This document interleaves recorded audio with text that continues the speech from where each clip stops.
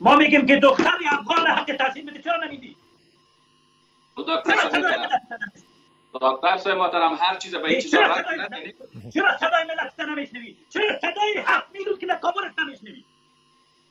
چرا نمیشنوی؟ بابا تو کی هستی؟ خدا هستی، پیغمبر هستی، رسول هستی، کی هستی که نمیشنوی صدای ملت؟ آقا مختار برای که مردم گریه نکنن. ما امنیت چی کنیم که اولاد ما جاهل باشه؟ ما امنیت چی کنیم که اولاد ما بیگر و اولاد دعواره و احمق بیرون شود؟ چرا اینو نمیگید؟ باید در اینجا به بعض نکات پرداخت. اولی که در غزه هر جنایت میشه ما رو محکوم میکنه. در هر کنار از جهان که مسلمان کوبیده میشه و امریکا او رو میکوبه ما او رو محکوم میکنه. حالا میگیم که وقتی مکتب شما میبندید چی توجیه دارین برش؟ کی هستین که شما مکتب؟ کی برای شما صلاحیت داده که یک نسل کور و کر به بار میاره؟ کی براتون صلاحیت داده؟ اگر به خانه های افغان ها بمبار میشد در مقابل اشغال ایالات متحده آمریکا، ملت افغانستان از امارت اسلامی افغانستان از فرد طالب دفاع کرد. امروز طالب پارداشی است که باید مکتبش بسته بکنه. امروز حکومت تنها از یک مسلک نیست.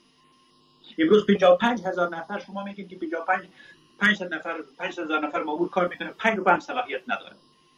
نکنیم به لیاز قرآن دفاعتان به خاطر نکنیم که تمام ملت شما را زیر سوال ببره. ما امریکایی ترک، روسی ترک، فلانی ترک، امپریالیسم جهانی ترک، شوینیسم جهانی ترک، فقط ما مکتب بسته میکنم. سوال من چرا مکتب باز نمیکنی؟ چرا باز نمیکنی؟ چرا در پانتون باز نمیکنی؟ چرا صدای ملت نمیشنوی؟ چرا به دیگران خودت وقت میدی که نظام اسلامی را از بین ببری؟ چرا؟ این خود نمیشه که ما فقط گلو پاره کنیم هر چی که در دن ما بیاد امریکایی ترک بر پدر امریکا لعنت. ما با امریکا چی کنیم؟ ما میگیم که دختر افغان حق تحصیل بده، چرا نمیدی؟ دکتر صاحب محترم هر چیز به این چیزا رد نداری. چرا صدای ملت نمیشنوی؟ چرا صدای 7 میلیون که در کابل نمیشنوی؟ چرا نمیشنوی؟ بگو تو کی هستی؟ خدا هستی، پیغمبر هستی، رسول هستی، کی هستی که نمیشنوی صدای ملت؟ آقا مختار برای که مردم گریه نکنن. ما امنیت چی کنیم که اولاد ما جاهل باشه؟ ما امنیت چی کنیم که اولاد ما بیگر و اولاد دعواره و احمق بیرون شود؟ چرا اینو نمیگید؟ استاد آقای سخیزاده صاحب بحث رو باید از حدودش نکنیم. مشکلی است که ما می‌فهمیم برای یک چیز خط کنیم. آقای مختار میده آدم سیفو است که اینا رو نمی‌گه چیزا رو بحث می‌کنه برابرات محترم. اجازه بدید که آقای مختار من صحبت خودم میکنم. من میگم که لعنت به امریکا، لعنت به جنایت امریکا. من راپور سازمان ملل متحد را قبول نمیکنم. من میگم که در افغانستان صدای ملت افغانستان بار به امارت اسلامی افغانستان بلند میکنه که در مکاتب برای باز کنید، شما باز نمیکنید. من تمام اون مسائل را میپذیرم که امریکا جنایتکار است، غاصب است، خائن است، غدار است، در مسائل افغانستان دخالت میکنه، امت اسلامی را پارچه پارچه ساخته. شما چرا سوال ما را به دیگر طرف میبرید؟ چرا همین موضوع را در این موضوع داخل میکنید؟ موضوع ملل متحد داره. موضوع مکاتبی یاد نشده اوجا موضوع امنیت افغانستان موضوع امنیت مطرح نشده.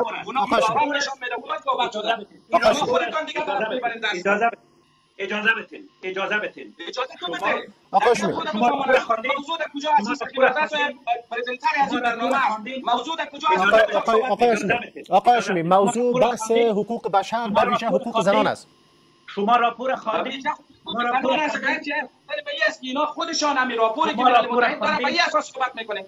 راپور ملل متحد در مابین سو چیزای گنجایش شده که باید مورد دیگه چی صحبت نکنیم. فقط اینا رو بر ملت افغانستان روزنامه بسازید. شما حرفتان بود علمی نداره. حرفتان بود احساساتی داره. ما در دفاع از نظام از تو بسیار مبارزه کردیم. هاشمی صاحب لطفاً خانسردیتون رو حفظ بکنین. هاشمی صاحب اجازه بدید آقای مختار صحبت خود را داشته باشه و خواهش می است که احساساتی نشین و موارد را به درستی و از راه بهتر مطرح بکنیم که تا حداقل اتفاق پیش نیاد. اینمی راپور ایشان خواندن راپور چند بخش. آقای هاشمی چون بحث ما بحث حقوق بشر به ویژه حقوق زنان در افغانستان است و این بررسی شده در شورای امنیت سازمان ملل. ما در بحث امروزی روی از این موضوع می‌پردازیم. بحث امنیت نیست آقای هاشمی. شما را قبول کنین که وقتی دیگه اگر قرار ما رو پروگرام بکشید بیزو مال تلویزیون نمیمونه شما بکشید. شما در تلویزیون ما رو بکشید. اگر قرار است وقت شنیده شود امیر راپوری که اینا میگن ما راپور خواندیم بفرمایید امیر راپوری که ملل متحد نشر کرد چند بخش بود بفرمایید بگید. اولی که درب مکاتب و پوهنتون‌ها برای دخترها و خانمان افغانستان بستن خلاف منافع ملی افغانستان است و در هیچ بعد علمی، سیاسی، شرعی ما توجیه برش نداریم. چطور ممکن است که نسل ما بدون تعلیم و تحصیل باشد؟ و این بار بار ما هم از امارت اسلامی افغانستان خواستیم، از بزرگانش خواستیم، در جلسات مختلف برشان مطرح کردیم که تا زمانی که شما صدای ملتتان را و مردمتان را نشنوید از انزوای بین المللی بیرون نمیشید و منافع ملی افغانستان در این است که نظام اسلامی باید از انزوای بین المللی به شکل درست و اساسیش بیرون شود. دوم، درب مکاتب باز کردن هیچ ربطی به ایالات متحده امریکا، ناتو، شرق و غرب و هیچ کسی نداری، مربوط خود افغان هاست. شما اگر به کابل برین و 7 میلیون نفوس کابل را یک آمار بگیرید، 6 میلیونش میگه مکتب اعلام کنید. شما میگید ما اعلام نمیکنیم و یا میگید ما با امر ثانی منتظر باشیم. برای چی؟ چرا باید با امر ثانی منتظر باشیم؟ نسلتان به عقب کشیده میشه میگه امر ثانی. این استدلال اگر قرار است ما در این بودشون مطرح کنیم که خب ما در میبندیم، مکاتب رو میبندیم و ما هر چیزی که دل ما باشه امور میکنیم، نه ملت گوسفند است و نه این نظام بقایش در این خواهد بود که در به مکاتب بسته شود و ما با هم دنبال انتظار امر ثانی باشیم. ملتتان را ما از امارت اسلامی، از بزرگان امارت اسلامی، از اولوالامر امارت اسلامی بار بار خواستیم و به صراحت گفتیم که ما در بقای نظام اسلامی و در حمایت از نظام اسلامی برای امارت اسلامی افغانستان مشوره میدیم که بقای نظام اسلامی داری است که در پوهنتون‌ها را ولی یک مسئله که در رابطه با غزه و تمام جهان اسلام ظلم و مظالم و ستمی که از طرف ایالات متحده امریکا صورت میگیره، هیچ مسلمانی که بر خدا اعتقاد داره و تاریخ اسلام را میفهمه نه طرفدارش هست نه او را تایید میکنه. اما چرا ما موضوع داخلی خود ما باید بیرون بردیم؟ هیچ ربطی به آمریکا نداره. من میخوام اولاد درس کنم. درست. پس شما به این باور هستین آقای مختار که در افغانستان حقوق بشر به ویژه از دختران و زنان نقض شده، درست؟ آنچه که ملل متحد وارونه جلوه میده و این راپور نقد علمی و نقد فنی داره، در تمام ابعادش ما این راپور رو نمیپذیریم. چرا در این راپور یک طرفه موضوع قضاوت شده؟ درست. اگر قرار است این راپور گزارش درست هست، یعنی از لحاظ علمی میگیم که وقت در این راپور ما مکمل خواندم، در یک بخش از این راپور تعامل امارت اسلامی افغانستان با جهان است که در اون قسمت هیچ چیزی نگفته. امارت اسلامی افغانستان در تعامل با کشورهای منطقه، با روسیه، با چین، با ایران، در روشنی منافع ملی افغانستان ثابت ساخت که جغرافی افغانستان هیچ نوع تهدیدی برای این کشورهای منطقه نیست. امارت اسلامی افغانستان کوکنار یا مواد مخدر را در افغانستان مهار. امارت اسلامی اجازه بدید باید صحبت در گزارش نیست. در این گزارش نیست. ظالمانه است که ما یک طرف قضیه را بگیم و از طرف دیگه قضیه را نگوییم. از طرف دیگه امارت اسلامی دانست در تمام افغانستان سر تا سر امنیت بیارن و اینا در این راپور خود میگه 53% امنیت در افغانستان خراب است. یک دروغ محض است.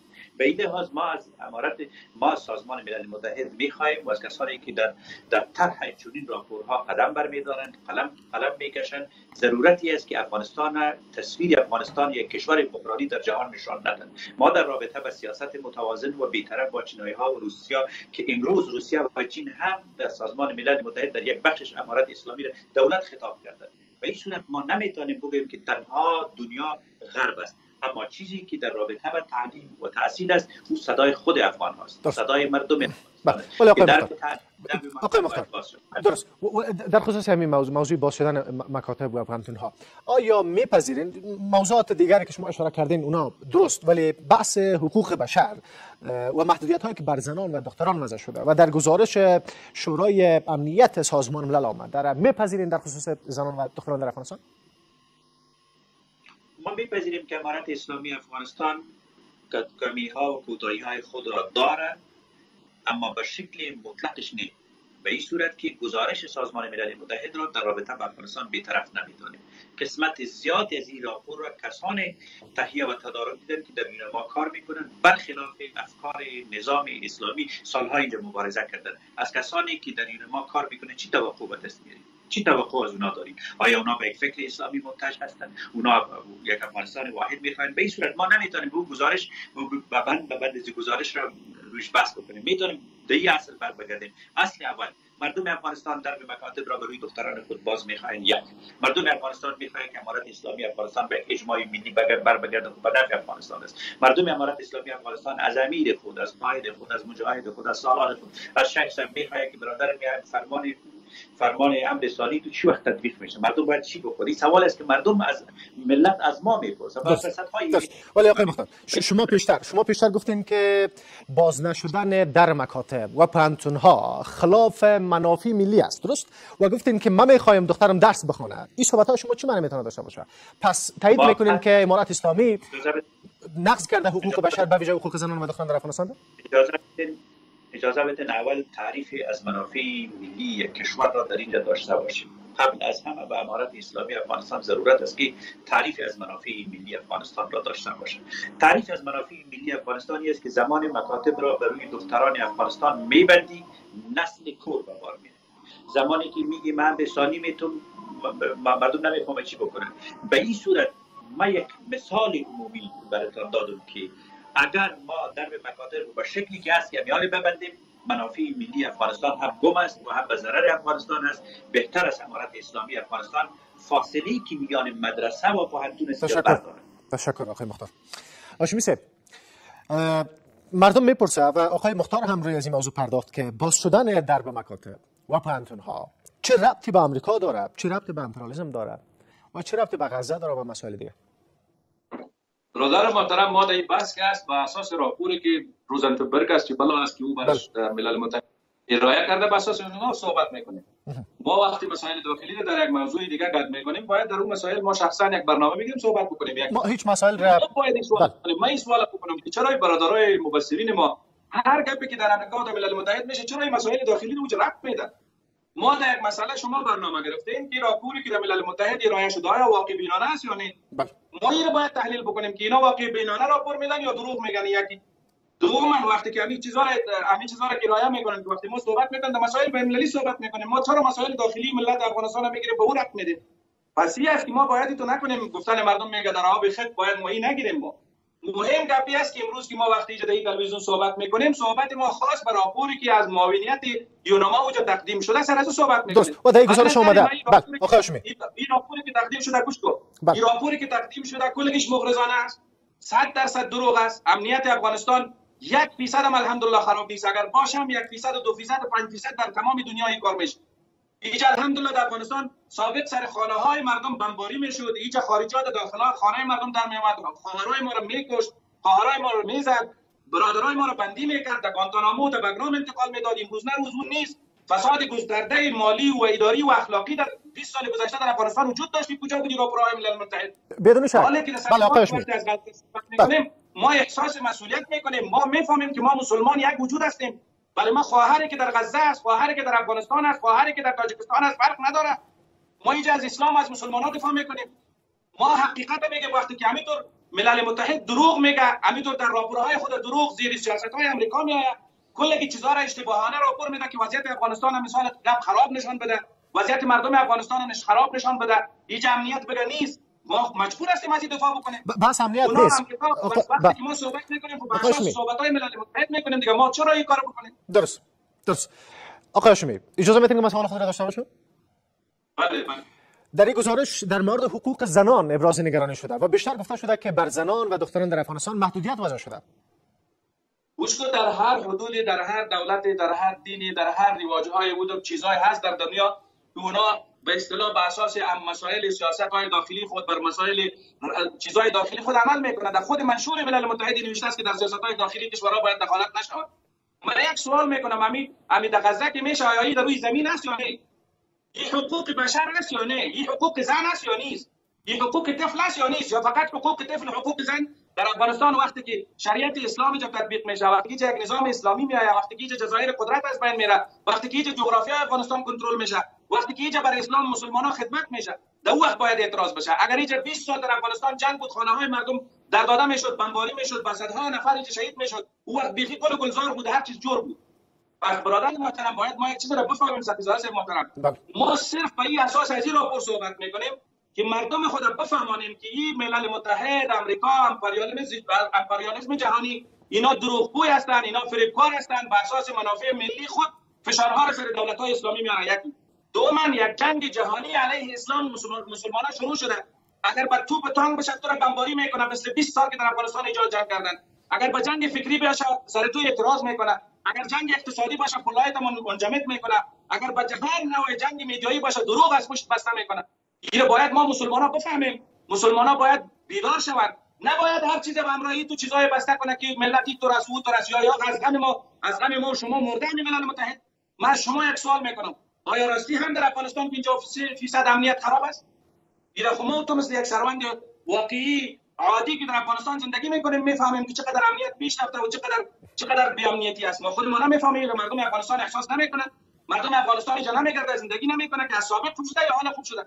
همین ملل متحد که راپورهای خود در 20 سال تقدیم میکرد، آیا یک روز سر بمباردمان امریکا اینا اعتراض کردن؟ یک روز در اون جای رفتن که چقدر مردم بیگناه اونجا شهید شدن؟ سر عروسی‌های مردم بمباری کردن، سر مدارس بمباری کردن، مساجد بمباری کردن. امروز نه روز 1000 مسجد در غزه بمب‌های آمریکایی اسرائیلی‌ها اونا شهید ساختن.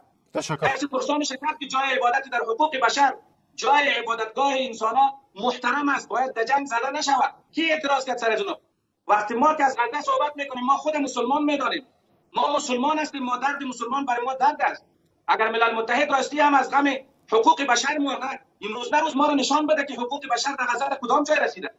اینا دست امریکا رو بگیرن، یعنی بایدن بدبخت اینا رو بگیره در بلاک لیست خود داخل بکنن که تا دیروز هم رهبران امارات اسلامی افغانستان که از خاک خود از ملت خود دفاع میکرد در بلاک لیست انداختن. تشکر. پس اینجا باید ما بفهمیم که نه حقوق بشر ما مراد است، نه حقوق زن ما مراد است، نه حقوق طفل ما مراد است، بلکه اینجا میخوایم که اینا سیاست‌های امپریالیسم خود را، سیاست‌های شوم صهیونیستی دنیا را بخواهد که سر ملت افغانستان، سر امارات اسلامی افغانستان به زور قبول بکنن.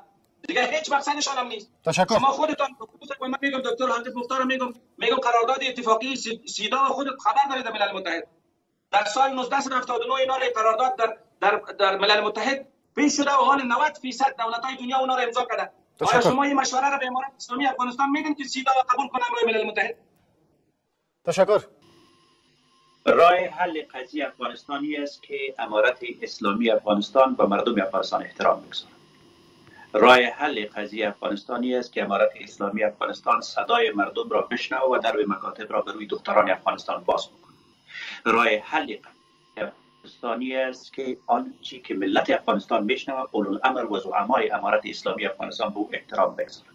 اگر خواسته باشیم که یک نظام آبرومند، قدرتمند، با صلابت، با تاریخ و با عزت و شرف و با وقار در این سرزمین داشته باشیم، ضرورت است ملت خود را در کنار خود بگیریم. فاصله که میان ملت و نظام هست قابل درک است که امارات اسلامی باید بهش احترام بگذارد.